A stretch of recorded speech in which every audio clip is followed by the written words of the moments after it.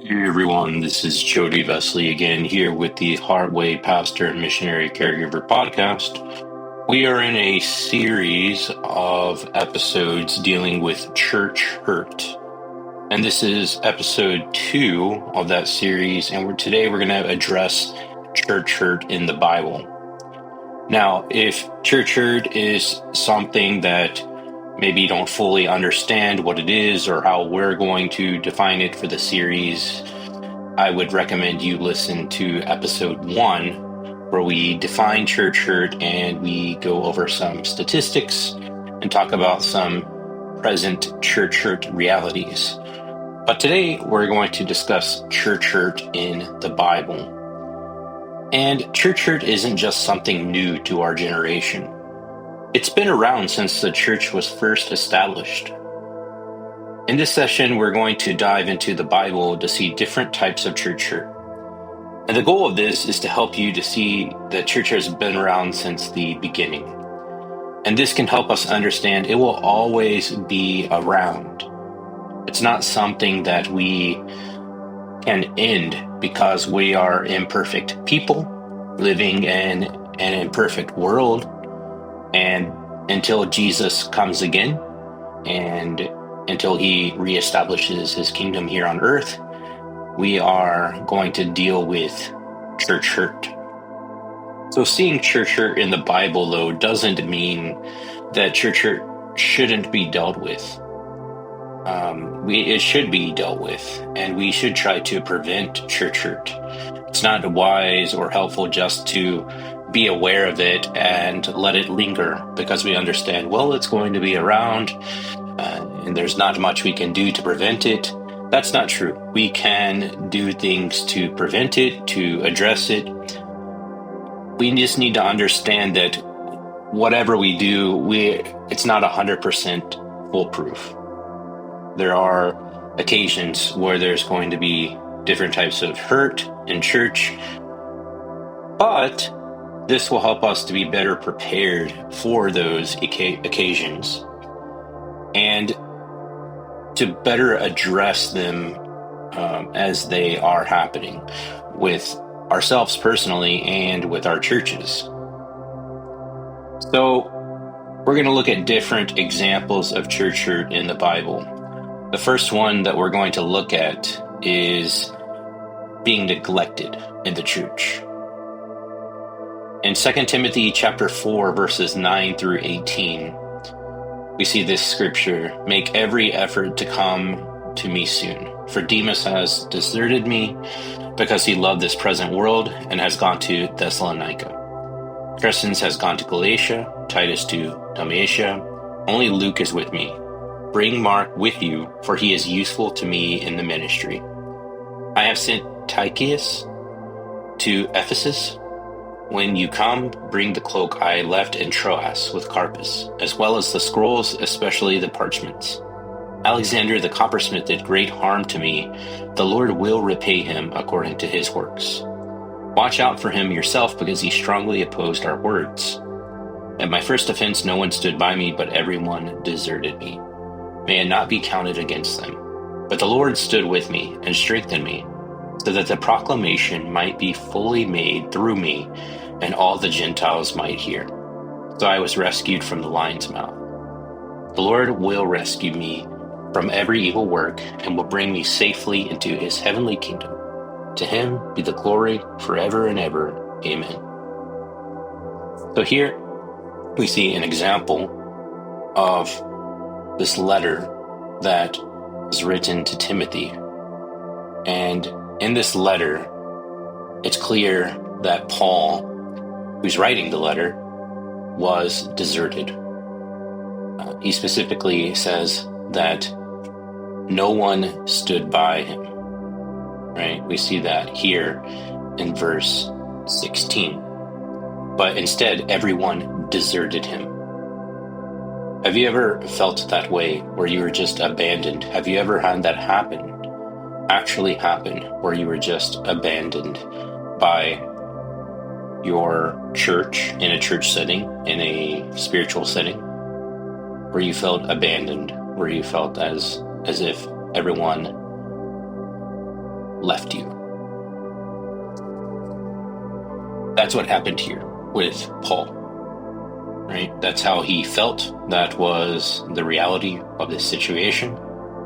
So Paul himself went through church hurt. I want to reflect a little bit on this being neglected in the church. A Lifeway research study reported that people's reasons for leaving church are often related to neglect, this very form of church hurt we're dealing with. In this study, respondents said church members were judgmental of others. That was 17%. And the church was run by a clique that discouraged involvement. That was 12%. Additionally, when the respondents stopped going to church, 16% said, nobody contacted me after I left. And another 16% said, nobody seemed to care that I left. So here, it's important to understand that, again, churches aren't perfect. There's going to be, unfortunately, people who can fall through the cracks. And as somebody who has pastoral experience, as a pastor now, I can tell you that it's usually gradual, that someone slowly withdraws out of involvement in the church, stops coming as regularly, and eventually they just stop coming.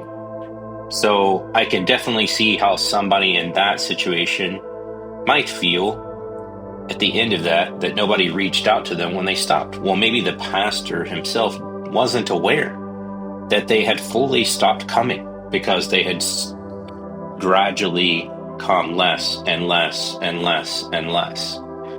And so if that's the situation like what you're in, did you ever let anybody know that you were going to stop coming to the church? Maybe in their mind, they're still expecting you to come. Maybe they've even talked to you and you haven't mentioned it to them. There is personal responsibility in this as well. In this case with church hurt, I see it more as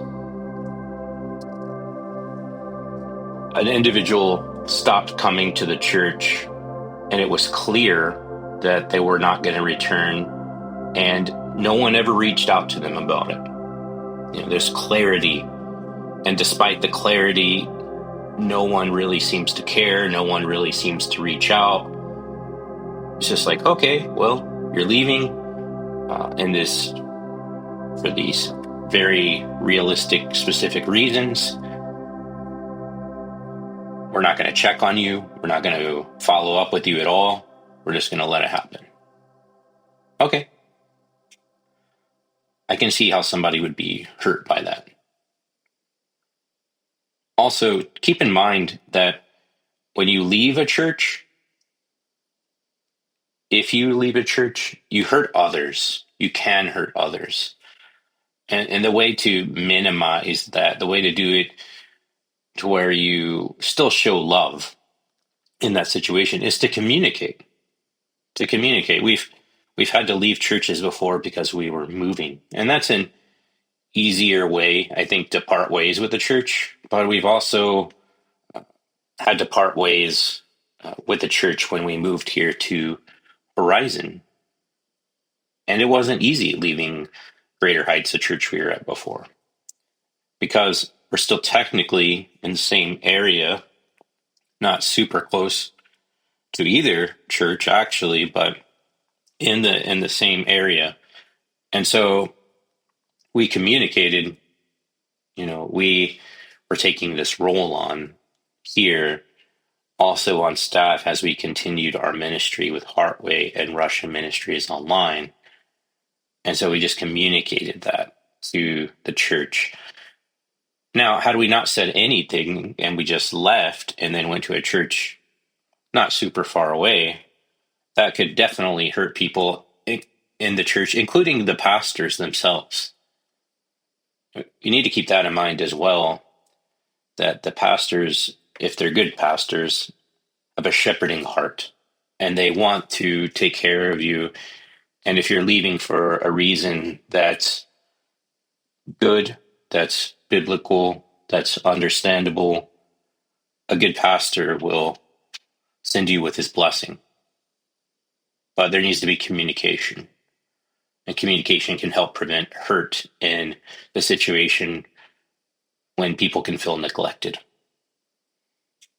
Okay.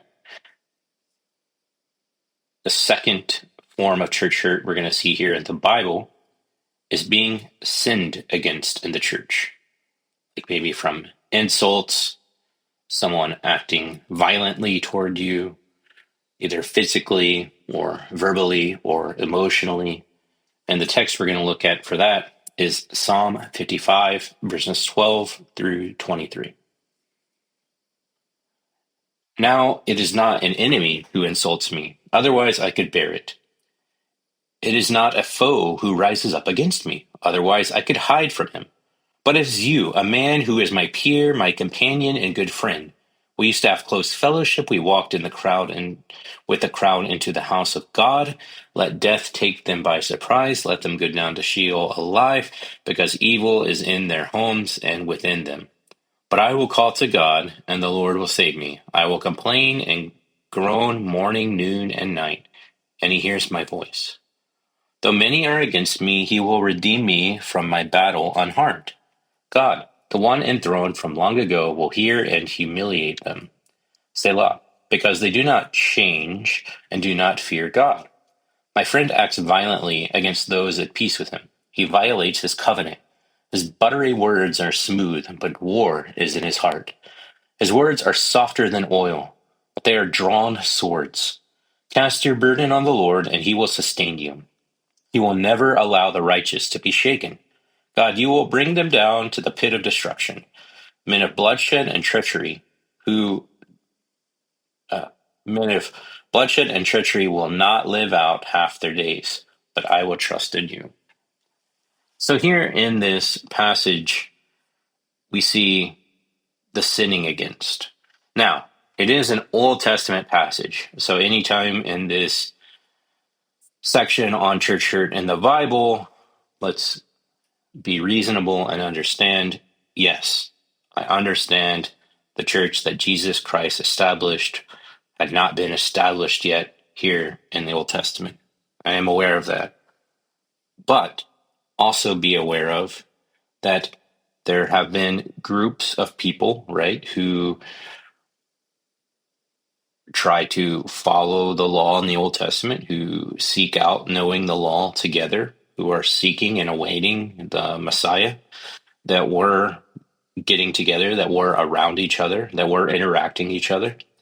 And here we see a case of that. Someone who, there's a man, a peer, a good friend, who they used to have close fellowship and they used to walk with the crowd into the house of God, right? Whether we're talking about tabernacle or the temple, right? There were locations where people worshipped God. And in this case, in this psalm, we see here one who was a friend, who was close to this person, insulted you, insulted this one who wrote this psalm. Right? It would be easier in verse 12 if it would have been a foe, an enemy, but it was his friend who insulted him. And this hit him really hard. Imagine that in a church setting, right? Someone who is close to you, which I understand in a church setting today, there's some that are closer to you than others. But the reality is the thing that makes us close is our relationship in Christ and our commitment to whatever specific local church we're in. And so really anybody, most anybody in a church setting who insults you, it would hurt. It would hurt. And of course, there are some that it would hurt more from, right? Those who you're even closer to, those who spend even more time with, fellowshipping with, around. in the church. Verse 20, it says, my friend acts violently against those at peace with him.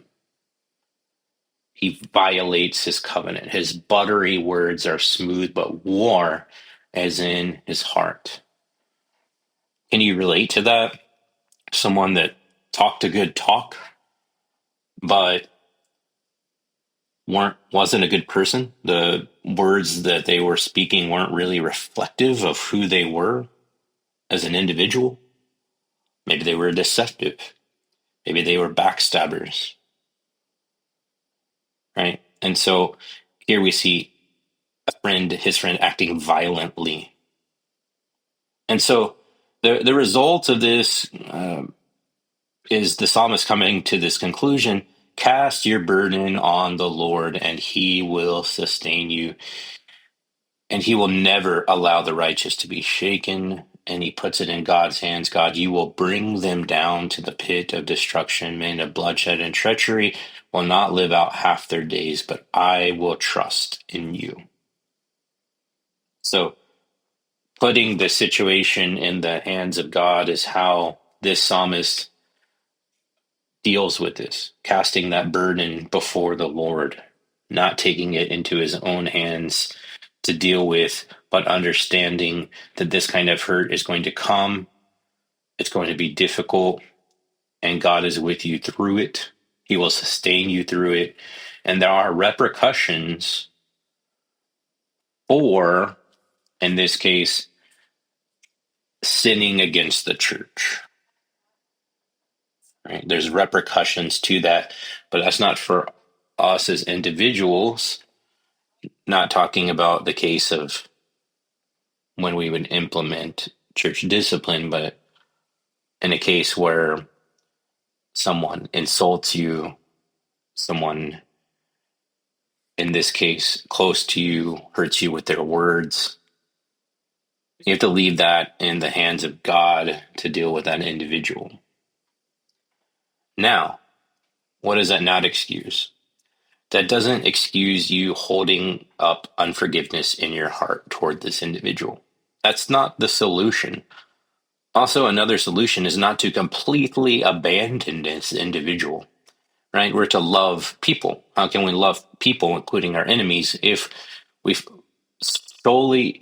completely shut them out of our lives, right? There has to be boundaries, yes, but for you to indefinitely cut someone out of your life into the point where you will not be around them or even give an opportunity to show the love of Christ in them any longer, I don't see that example. Now, that gets hard, and that's a whole different situation, but we're talking about church than the Bible. And the reality is people getting insulted, people getting acted violently toward, getting hurt by others has been around since the Old Testament through the early church, and it exists today. Here, the solution is to cast that burden on the Lord. Don't hold unforgiveness in your heart. Be willing to extend forgiveness, to not hold that against the individual any longer. Right? Be willing to extend that forgiveness because it's more detrimental to you and your own spiritual growth by choosing to not do that. Right? And that's also unloving as well. Another form of church hurt we're going to see in the Bible is conflict in the church, unresolved conflict. So in Philippians chapter 4, verses 2-3, we see this text: I urge Euodia and I urge Syntyche to agree in the Lord. Yes, I also ask you, true partner, to help these women who have contended for the gospel at my side, along with Clement and the rest of my co-workers whose names are in the book of life. Here, there was a disagreement between these two women that worked with Paul by his side. There's going to be conflict. There's going to be conflict. There's going to be disagreement. The thing is, you don't want to let it go unresolved. It may not end up resolved how you would like it to be resolved, but there still needs to be some attempt at resolution, some work toward that, just letting church conflict simmer and go unresolved leads to hurt, leads to deeper church hurt, which has longer lasting consequences in the individuals involved and in the church's ministry and in the local church itself. So it needs to be dealt with, but it is something that's been around since the early church and is obviously around today. Another example of church hurt in the Bible is a pastor or leader making faulty assumptions and accusations. And here we're going to look into the Old Testament at 1 Samuel chapter 1, verses 12 through 16. While she continued praying in the Lord's presence, Eli watched her lips. Hannah was praying silently, and though her lips were moving, her voice could not be heard. Eli thought she was drunk and scolded her. "How long are you going to be drunk? Get rid of your wine." "No, my lord," Hannah replied. "I am a woman with a broken heart. I haven't had any wine or beer. I've been pouring out my heart before the Lord. Don't think of me as a wicked woman. I've been praying from the depth of my anguish and resentment." So here, it's one thing, right, to misread a situation like Eli did, and seeing Hannah, who was praying silently, thinking maybe she's drunk and has fallen to the sin of the drinking too much alcohol, right? It's one thing to think that, right, and to ask more questions, do further research, but he just thinks that, assumes it, and then convicts, accuses her of being drunk. Wow, that's called jumping to conclusions, much, right? And pastors and leaders can definitely make faulty assumptions and accusations, and those can be super harmful when you're dealing with a church, right? To make an accusation of it based off a false assumption that you have of someone, how that could hurt that individual, and then everyone connected with that individual. A lot of damage can be done. So Hannah corrects him, "I'm not drunk. I'm just pouring my heart out before the Lord. I'm just praying." Wow. Eli must have felt really bad. He should have. He should have felt really bad for misreading that situation. And so, again, here, we need to make sure that we're not making faulty assumptions and accusations on those faulty assumptions in a church context, because that can hurt people in church, just like it did here in the Old Testament, happened in the early church, and it happens now. Another example of church in the Bible we're going to see is being rejected by the church. Being rejected by the church. In John chapter 1, verses 9 through 11, we see this: "The true light, who gives light to everyone, was coming into the world. He was in the world, and the world was created through him. Yet the world did not recognize him. He came to his own, and his own people did not receive him." Yet, I think you know who we're talking about. We're talking about Jesus, who was sent here as a gift for us, who was sent here to save us. And yet, the very people he was sent to come and to save rejected him and ended up crucifying him. So, in this case, he was rejected by the religious at the time, mainly, right? The Pharisees, the scribes, is primarily who we see rejecting Jesus. But there were many who rejected him. The religious people at the time were rejecting Jesus, right? And so, don't be surprised if you are rejected in a church setting at times. I've heard many stories of people who look a little different, people who act a little different, that are rejected by people in the church and don't get an opportunity to serve in particular churches because of what they look like or because of how they're like, even though technically, biblically, there's nothing wrong with those things. And so, in that case, those people are dealing with church hurt, legitimate church hurt, like what happened here with Jesus. Another example of church hurt is sexual assault by a religious leader. Obviously, this is going to result in church hurt. Is extremely traumatic, is extremely detrimental, and sadly has happened and does happen. I'm continually shocked and amazed, in a negative sense, of how many people have gone through sexual abuse, sexual assault in the context of Christianity and the context of churches. And so here, I'm not going to go through the whole story because it's really long, but we're looking at Amnon, we're looking at Tamar, we're looking at Absalom and 2 Samuel 13, and we're seeing the rape here of Tamar. And so the story is very hard. Definitely read it. There's a great book out there called Rid of My Disgrace that I highly recommend for anybody who's ever been through sexual abuse and needs help walking through that from a really good, practical, biblical perspective. Rid of My Disgrace. Church hurt, right? Sexual abuse in the church. Also, another form of church hurt we see in the Bible is financial abuse and taking advantage of others financially. The text I want us to look at here is in Nehemiah chapter 5, verses 1 through 11. There was some financial abuse taking place at this time against the Jewish countrymen. They were getting taken advantage of. And even today, I'm not going to go into reading that passage, but even today, people are sometimes taken advantage of financially in the church.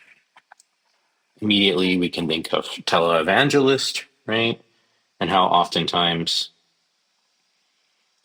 some of them take advantage of people financially, telling people to give to them. The more they give to them, their problems will be solved. The more they give to them, the more blessings they will reap. And the crazy thing about financial abuse in that way is we know we are to give. Biblically, we know we're to give tithes. Biblically, we know we're to give as we purpose in our heart and pray with God about how much we should give. We know we're to give to support missionaries, to help in those ways, and to help the poor and those struggling. We know we are to give, right? But sometimes the leadership takes advantage of that if they're not good people, right? And we know, but there's sometimes not good people that end up in places of power in churches and religious organizations. That's nothing new. And so be aware of financial abuse and being taken advantage of financially in a church. I saw this happen firsthand with a church that was going down. I was going down, and for a variety of other sins, sin on top of sin, on top of sin, it was like a sin snowball, and it ended basically with the leader of this church asking people to sell things like their homes and their vehicles and to go into debt to give to the church.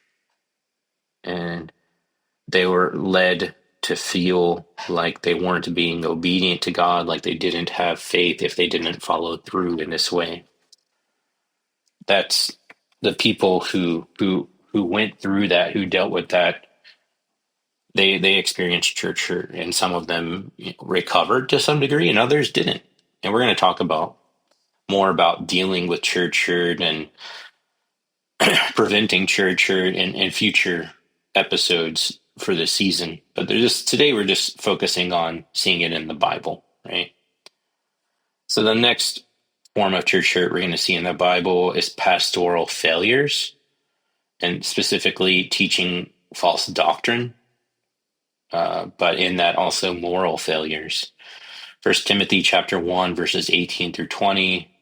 Timothy, my son, I am giving you this instruction in keeping with the prophecies previously made about you, so that by them you may strongly engage in battle, having faith and a good conscience.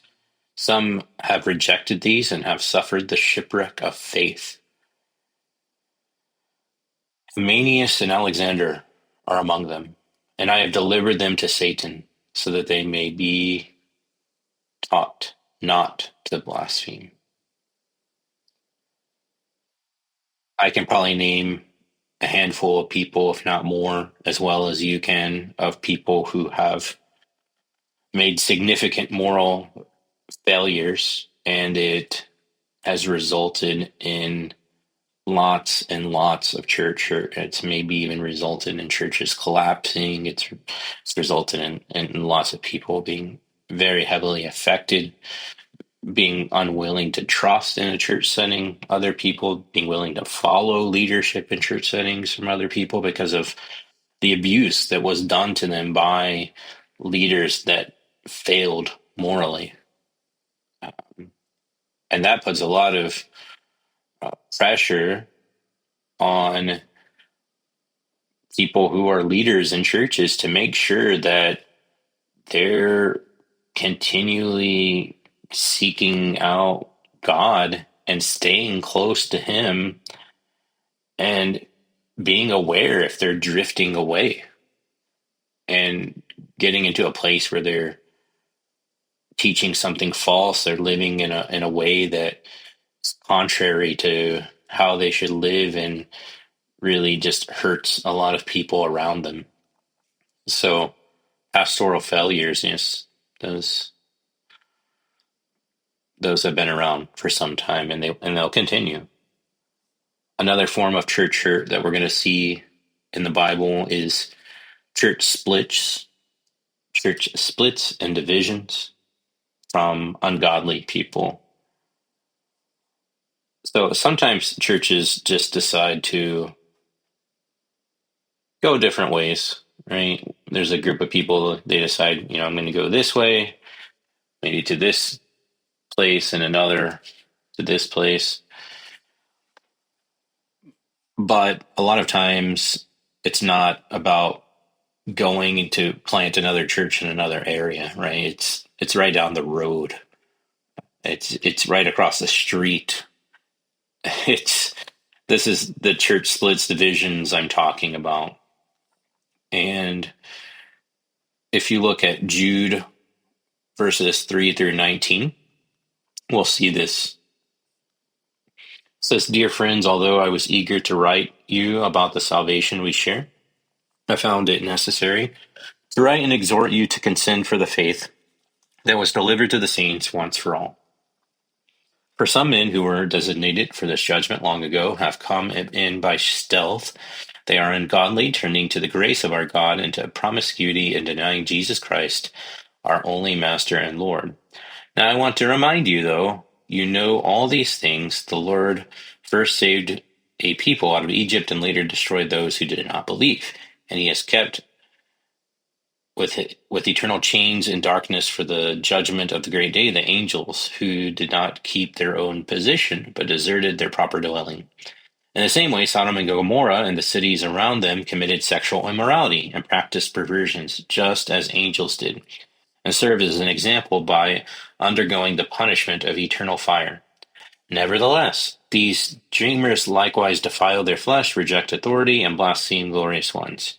Yet Michael the archangel, when he was disputing with the devil in a debate about Moses' body, did not dare bring an abusive condemnation against him, but said, 'The Lord rebuke you.' But these people blaspheme anything they don't understand. What they know by instinct, like unreasoning animals, they destroy themselves with these things. Woe to them, for they have traveled in the way of Cain, have abandoned themselves in the error of Balaam for profit, and have perished in Korah's rebellion. These are the ones who are like dangerous reefs at your love feast. They feast with you, nurturing only themselves without fear. They are waterless clouds, carried along by winds, trees in late autumn, fruitless, twice dead, pulled out by the roots. Wild waves of the sea foaming up their shameful deeds, wandering stars for whom the blackness of darkness is reserved forever. And Enoch in the seventh generation from Adam prophesied about them. Look, the Lord comes with thousands of his holy ones to execute judgment on all and to convict them of their ungodly acts that they have done in ungodly ways, and of all the harsh things ungodly sinners have said against him. These people are discontented grumblers, walking according to their desires. Their mouths utter arrogant words, flattering people for their own advantage. But you, dear friends, remember what was predicted by the apostles of our Lord Jesus Christ. They told you, in the end time there will be scoffers, walking according to their own ungodly desires. These people create divisions and are unbelievers, not having the Spirit. There's a lot of church hurt in this. In this case, people are discontented grumblers. Right? They're walking according to their own desires. They're uttering arrogant words. They're flattering people, right? Those buttery words, manipulating people, using people. They're scoffers. They walk according to their own sin, their own ungodly desires, and they create divisions.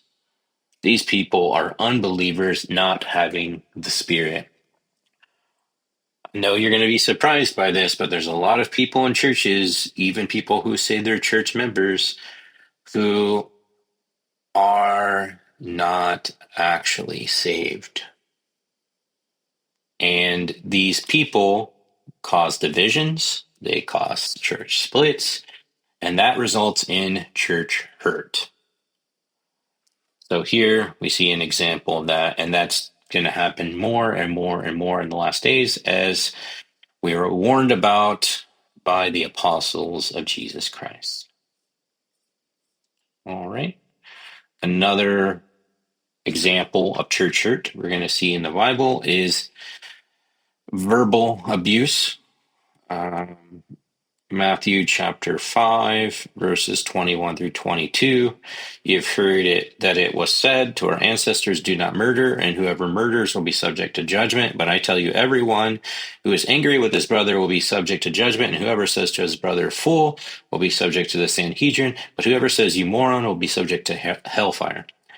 And so here, we know the root of verbal abuse is deeper, much deeper. It's deeper sin in someone's life, a heart issue that they need to deal with that's resulting in this verbal abuse. But that, as the recipient of that verbal abuse in a church setting, it doesn't make it less hurtful, right? Just to understand that person's dealing with something, it still hurts. It still hurts, especially in the context of a church with people who are supposed to be united in Christ, and then to be verbally abused over and over and over again.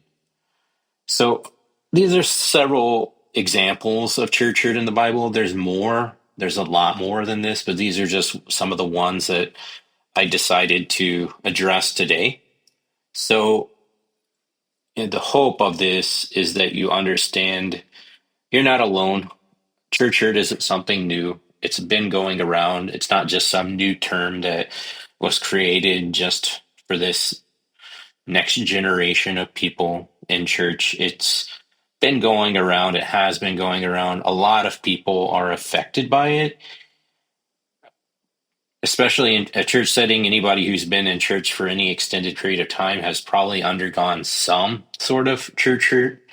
If you've been in church a very long time, you might have gone through lots of church hurt, and even some very significant forms of church hurt, like what I said, the sexual abuse in a church setting, some big splits, abuse from pastors, being in a situation where there's the moral failure of church leadership. Those things are very detrimental to people. But this all said, Christ is where we need to keep our focus. And we need to understand that there's going to be hurt in church, but that doesn't mean we should avoid church, right? Sure, make sure you're going to a church that is striving to be biblical, right?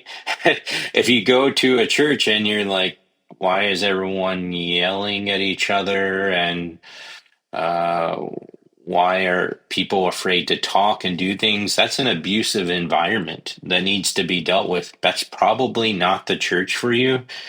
Um, that church needs to work on those things, and there's a chance for that church to recover. But I mean, Christ can do that. Christ can do all things, but that may not be the place where God's going to have you in this season, and that's okay.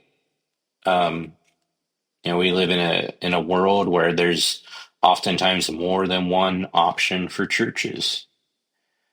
But if you can stick with a church, right? If you can stick with a church through the hurt, because there's people in there that are going to be hurting with you, right? And you bind together and you stay united through it and you work through things together. Just think about how beautiful of a picture that is of the unity of Jesus Christ and the unity we should have as Christians and the love that we should have. And so I think in the best case scenario, staying with a church and if at all possible and working through those things is going to be important. Now, of course, if you're being abused, you need to get out of that abusive situation. That's completely different. But if you get your feelings hurt by somebody, and it was intentional, I mean, try to deal with that in the setting of church. Try to go through what you should do in your role as a Christian in dealing with that, and don't just let it go unaddressed. Address it, approach that person, and if they're not willing to deal with it, bring another person along with you, right? And then at that point, if they're still unwilling, go to the next level, and then you get into the point of church discipline potentially. But there's a reason that church discipline exists, and that's so we can work through church hurt instead of just leaving every time there's hurt in a church setting, right? And then you have all like the effects of what we have today, right? And this is just me thinking as I'm ending this podcast out loud, thinking about these things. But really, I mean, look around us. There's churches everywhere. There's churches all over the world. I mean, part of the reason I'm not super interested in planting a church stateside is anywhere I would plant a church, there's a church trying to be, as biblical as they can in that same community. For the most part,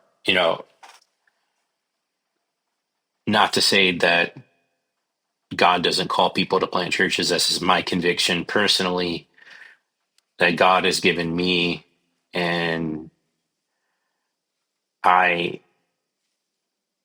just see all around us, right? Churches, and in them are people who are full of hurt, right?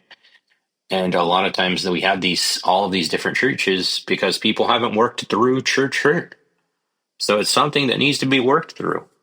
If we want to see healthy churches, if we want to see the situation get better, it needs to be dealt with. It needs to be worked through. We don't just need to leave every single time something goes badly, right? We've talked about, or I don't know if we've talked about it on this podcast, but there's times where you might need to step back for a little bit, but it should be with an end date in mind. You might need to give yourself a little bit of time for healing outside of a bad situation with the intention and the end date to go back in. So that's called a boundary, and boundaries can definitely be biblical, and it doesn't result in you forever separating yourself from a church and removing yourself from church, which is really what you oftentimes see. Even now, I see people who are in a situation where they're getting hurt in a church. I know lots of people who are getting hurt in a church they're in. Some of them are dealing with it. Some of them are not dealing with it. And it's just going to come to a point, unless it's being dealt with, unless it's trying to be worked through, that it's going to end up in a really bad situation of hurt.